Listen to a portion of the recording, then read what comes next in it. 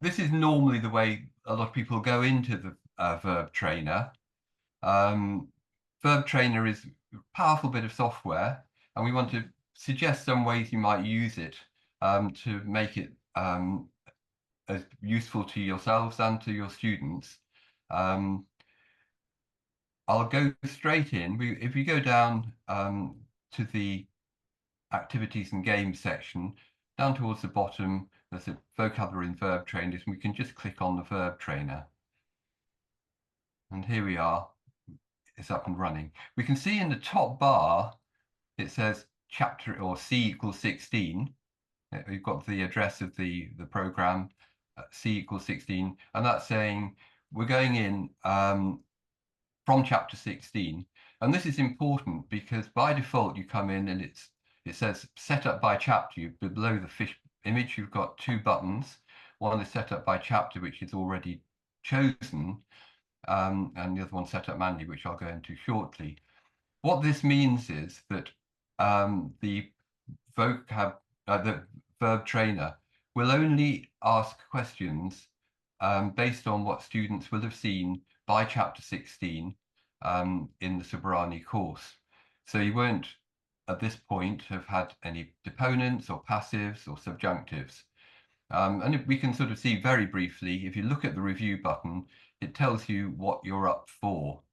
And there's quite a lot of stuff, even by chapter 16, lots of different types of verbs, irregular ones, 4 different tenses, and indicative, imperative and infinitives already. This is fine, but it means there's an awful, it's quite a, if you start training on that, if your students start training on that, it's going to be quite diffuse. It's not sort of focused on any particular feature, so it'll be scattered all over the place. And what we feel is that it's probably much better to go in on a much more focused, and for your students to go on a much more focused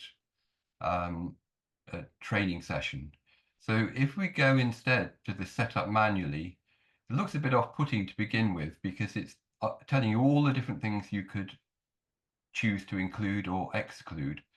But we can quite quickly get rid of passives, we can get rid of deponents, all the irregular verbs, and let's just go in, let's say we want to practice the imperfect and perfect. We turn off future, present, pluperfect, and let's just do the indicative. We're not doing any of the other stuff yet.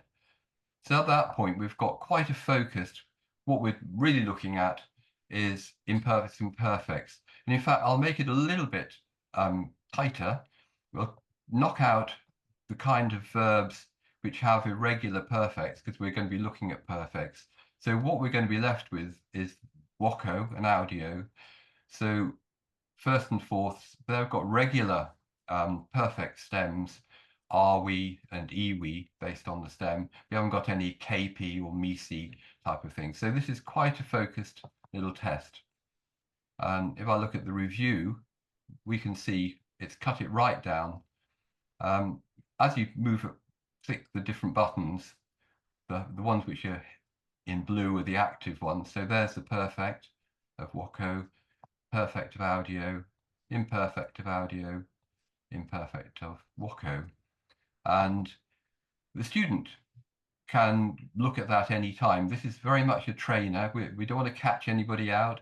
If they're not sure about something, it's better they go and have a look and then come back in and get the question right, rather than just struggle. And it's supposed to be a learning experience. Anyway, so that's what we've got selected. Now, as a teacher, you'll see exactly the same if you go into the verb trainer. And although the buttons at the bottom share settings for are mainly for teachers, students can use it as well. So if they want to set up a little test for themselves, they can select one of these buttons. And what happens when you click on that button, I'll click on the translate one, I'll talk about we'll actually talk about the other types of questions, but we'll do translate type questions. Click on that and it says settings copied to clipboard. So then however you communicate with your students, whether it's an internal messaging system or email or whatever, you can click that what's been copied to the clipboard into an email or into a message and give it to your students as a starter, a setup pre-selected starter. So if I now open a new tab, okay, so that was what was on the clipboard. So it's just the address of the verb trainer. And it's got this little thing where before we had C = 16 for chapter 16, it's got this weird little sequence of numbers and letters. And that is a recording of the settings that you set up before. And I've asked for translate questions. We've gone straight into that. But in fact, I can click on setup and we can go back and see this is exactly what I set up in the previous screen. But I've come in and imagine I'm a student receiving this. And again, you've got exactly the same bits there. So we've come into a translate question. And really, this is the most common type of question type I think people want to use because it's replicating what happens when you see a word form, a verb form in a story. How do you translate it? And so you can get this right. You have heard. And you just hit return, get a tick, and then you can click next to move on to the next question. Tell me more is quite a useful little thing. For each of the verbs that we've chosen as paradigms for the different conjugations, we've just got one gloss, one English translation. This isn't a vocab trainer or anything like that. We just say if you're doing answers, use English word call for wako or hold for teneo, audio here. But obviously you have to change it. I have heard, I called, and so on. But that's the forms we like to use. And then below are a number of different suggestions or hints about using it. So you need to translate the person of the tense, he was calling or whatever. In the singular plural, you don't have to indicate that it's plural, just as you wouldn't in English. If you're translating Wakatis, you call, it's plural. In fact, for American students, we have included you all and y'all as possible translations of the second plural. So your students can use that if they want. It's not forbidden. And you can use he, she, or it. When you come to a participle, if you had wakans, we don't expect you to say, oh, it's nominative, singular, and all this kind of stuff. It's just translate it as you would if you saw it in a story. And similarly, if it was verb subjunctive, we don't need to have a might or would or whatever in there, unless just say I am or whatever. And also you can use abbreviations like I'm and he's. So we'll do that again. Wakabat, he was calling. If I get it wrong, he was calling. It'll tell me all the possible answers that I could have written there. And you can see we've got the used to and he, she, and it, and was, and so on. So you get a bit of help there. And also at the top, we've seen the setup and review buttons, but we've got a results button, which just keeps track of the questions being asked in this session and how you did on them. So Audi Wisty, I got it right, got a tick. Wakabat, I got it wrong, and it just tells me what I could have done. So again, very much encourage students to look at the results because it gives help about what they've done wrong, as well as the things they've got right, and they can learn from that and so on. Finally, we've got the progress button, and this gives a summary of how I'm doing in all the different parts of the verbs that are available. So far, we're only looking at regular ones, but there are also for irregular verbs and for persons and tenses, which we'll talk about later. So here it's saying on the presents, I've so far got 6, and the scoring is quite simple. You can get a score from 0 up to 10. And if you get a question right, you go up. Sorry, did you hear that? Carry on, Tony. I think that was just yeah. yeah. Yeah. Yeah, you can go up to 10. It won't go higher than 10, and it won't go lower than 0. So it's a kind of running snapshot of how you're doing. And the good thing about doing it this way is if you start off really badly and just get 0, 0, 0, and then start picking up, it'll be sort of tracking your most recent work. And generally people get better as they get more experienced with it. On the futures, conjugations 1 and 2, I've got 3. This is on previous goes and things. What we've got above each of these scores is a little button for clicking out and getting more help. We've got a system called the Verb Support Center, Hub. And if I click on that, you can see we go to the support area, and that was over the imperfect score that I had, and we've got a whole load of help just about the imperfect tense. So for instance, we can go here. It opens the relevant active book from the course book with the language note for that particular for imperfect tenses. It's quite useful to revise, and you're actually in the active book there, and you can see the other parts of it as well. We can, oh, I've lost my tabs. It's going to be better. Can you still see all right? Yeah. Yeah. I go back to the verb train to the Verb Hub. Let me open this out a little bit. Yeah. We can get the imperfect tense chart as well. So it's all very focused on the imperfect, or whichever of the parts of the verb that you're looking at. And what's more, you've got activities which have set up tests or training sessions for different types of questions on imperfects.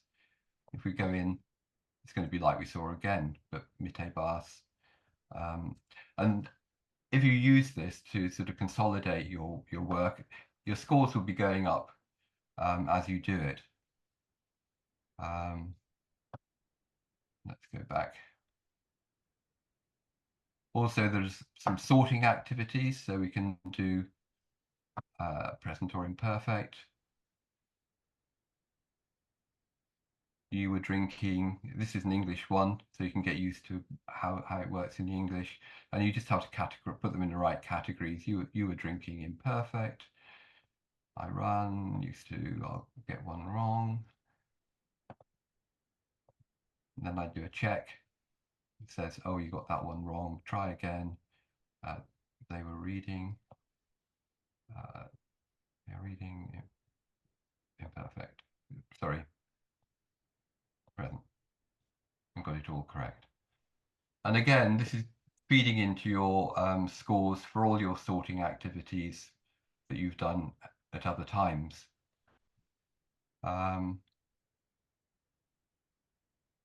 Also on the Hub page, we've got the reference grammars that you've seen, like an active book, but for all the different parts of verbs and nouns and so on. And also we've got dictionaries as well. that you can have a look at. So as you see, lots of support for each particular area.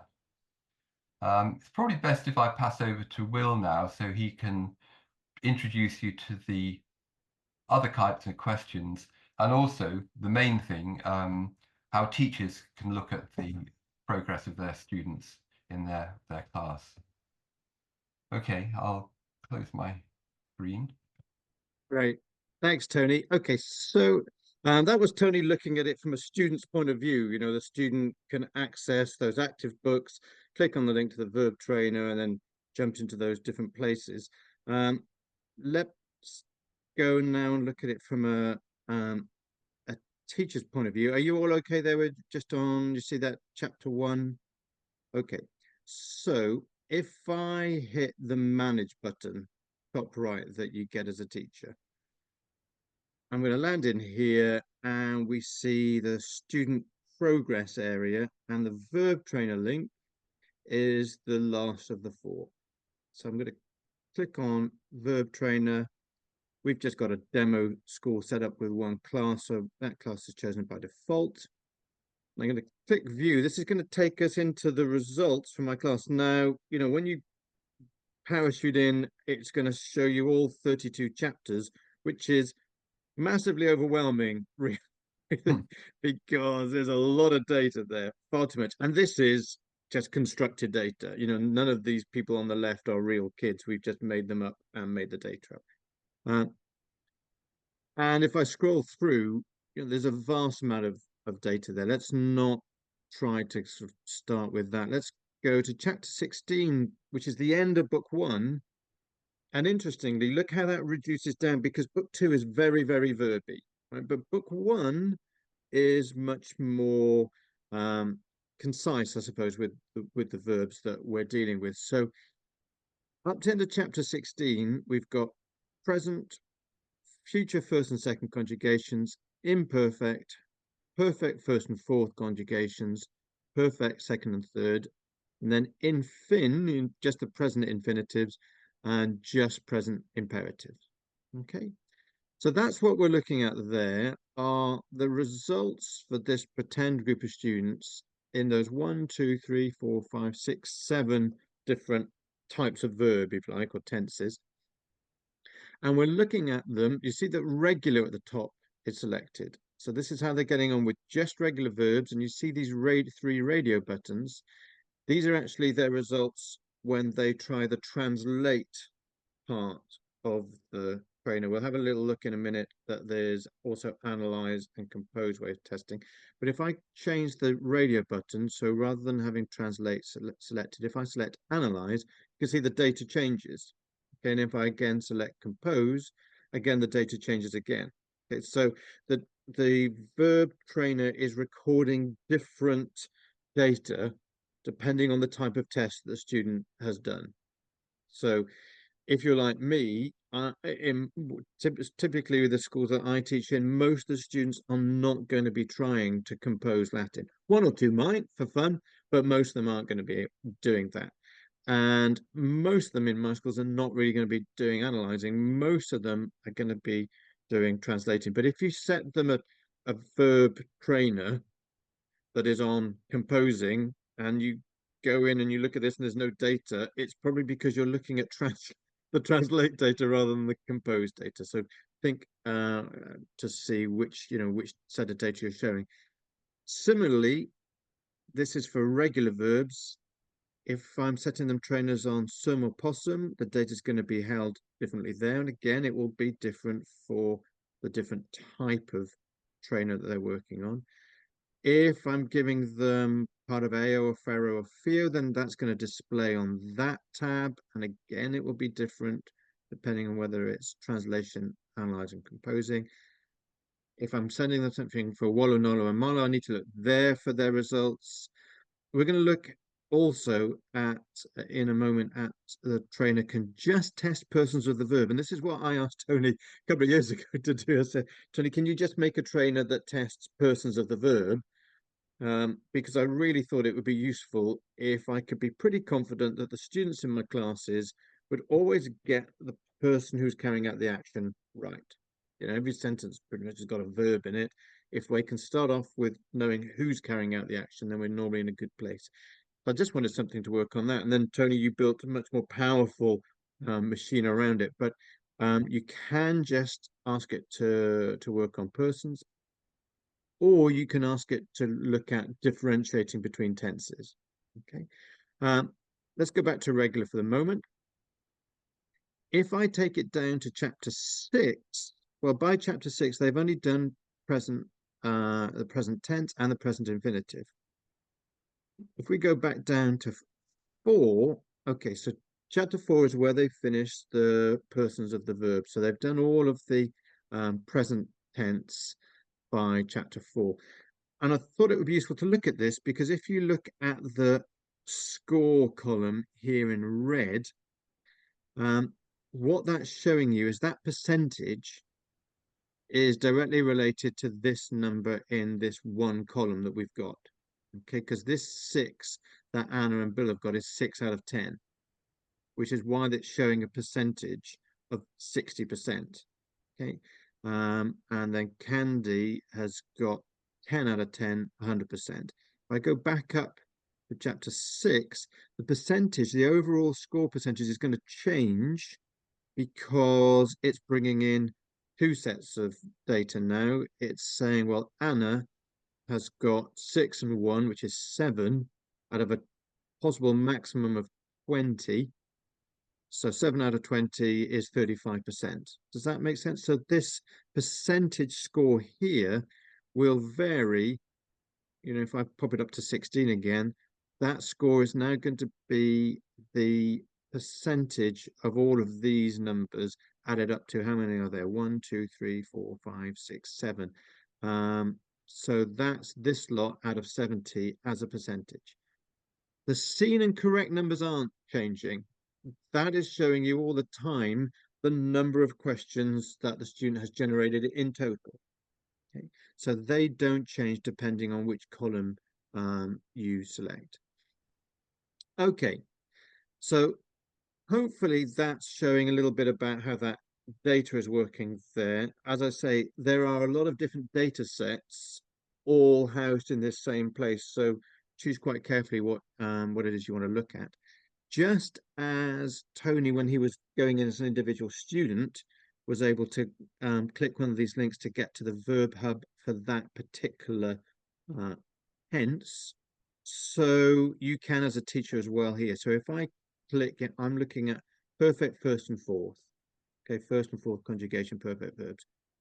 If I click on that link, then here we are in the support hub for perfect tense first and fourth conjugations. And as Tony was showing before, you can click there to get the language note, chart, activities, and so on. But I just want to flag it up for you as teachers that if you can see the URL at the top of the screen, you can just, if you want to send that direct link to the students, along with a test, let's say you've set the trainer up to work on the perfect tense, you could send them a link for the trainer, and you could also at the same time send them a link to this page. So before you start this trainer, you might want to just review a little bit the chart and the language note.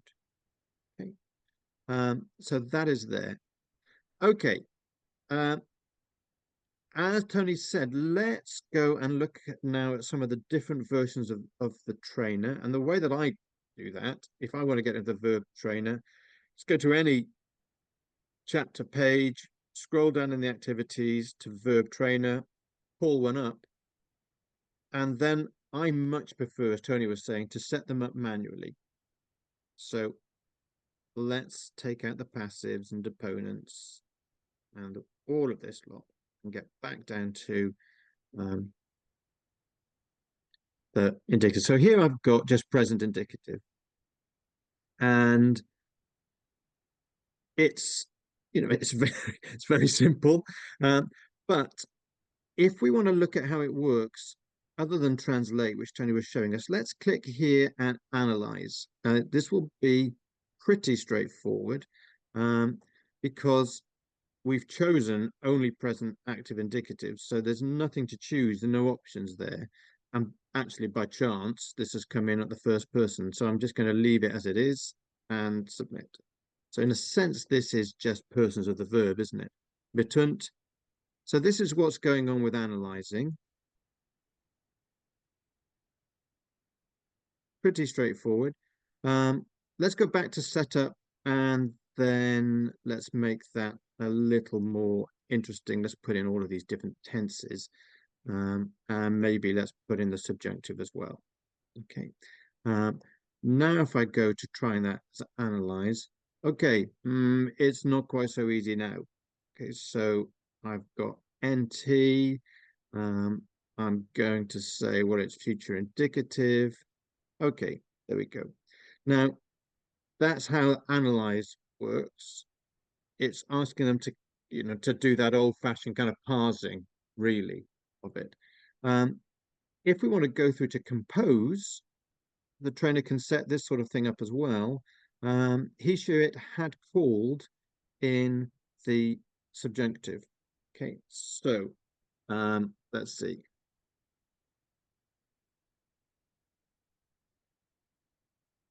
There we go. Let's get a little bit wrong. Okay, and then it will tell us what the right answer is. But this can very quickly be very challenging for the students because asking them to compose Latin, particularly in it's Sugarani, which is primarily a reading course, it's not something that really we train them much in the course to do. If we go here, if we select persons, this is, as I said earlier, this is really what I wanted the train to be able to do at the outset. And of course, Tony's brilliantly added many more things. But you can create little trainers that just work on persons of the verb. And if you think you've got students who just aren't really looking at that very last bit, and we know we have students who don't look at any bit of the verb other than the first 3 or 4 letters. So this is a way of getting them to focus just on the persons. And the data that's coming here will be going into the persons tab. Well, if we're looking at the teacher data, well, that makes sense. Okay. Similarly, we can get the trainer working on tenses. So what tense is this? And okay, it seems to have there we go. Sometimes it doesn't feel like it's random, but it is, within these. So have a think, really, when you create a verb trainer instance, exactly what you want it to do. And let's go back to how that works. We go to setup, we choose here what we want. Let's try something a little different. My daughter, when she was preparing for her assessments Latin, struggled with O. So we can take out the regulars and we can say, okay, let's just work on the indicative of our O to start with. And you can create a trainer that does that. And then you can say, what do we want to do? Persons, tenses, compose, and well, let's just create a tenses one for it, given that we've got more than one tense. So I'm going to click on tenses. It's copied that to my clipboard. If I then paste that into the tab, you should see this is just asking the student to identify what tense is this. Does that make sense? So I'll come out of that now and I'll just go back to one of the chapters, let's say here, chapter 12. And just a reminder really of what we started with, which was to say that when you see the verb trainer on the chapter pages, that is just very much just says verb trainer with nothing else, then that is one that's designed for that, as Tony was saying earlier, for that particular chapter, but everything up to that chapter. And that is off very quickly a lot of stuff. So what I would suggest doing is perhaps rather than sending them off to work on the verb trainer, in general, create a particular instance of it that narrows down onto the thing that you want them to focus on and send them a a link to that. So, we've put on the page here a particular instance of the verb trainer that just works on imperatives, or here one that works on present tense and imperatives. But you can click on any one of them yourself, go into manual setup, and really bring that thing down under control a little bit, so it's focusing right on what you want it to do.